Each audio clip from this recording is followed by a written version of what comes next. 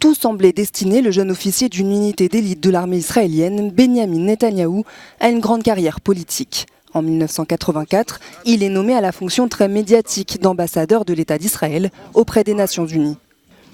Issu d'une élite ultra-conservatrice, Benyamin Netanyahou a toujours assumé une ligne hostile à la cause palestinienne.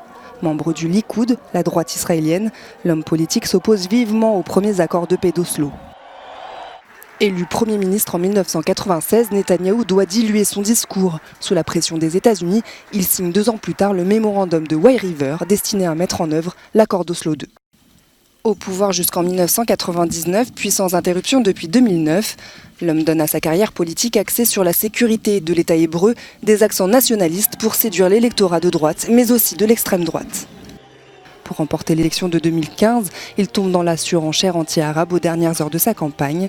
Un discours et des objectifs plus tard facilités par l'élection de Donald Trump aux États-Unis, un soutien pour Netanyahou.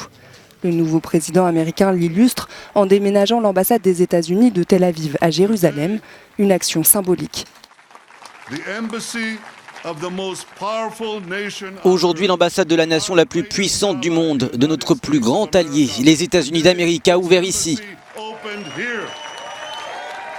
En juillet 2018, le chef du gouvernement pousse sa coalition à adopter une loi controversée, la loi d'État-nation, qui marginalise la place des citoyens non juifs en Israël. Un geste jugé raciste par ses opposants. À l'aube des dernières élections législatives d'avril dernier, des accusations de corruption contre Benyamin Netanyahou s'amoncellent.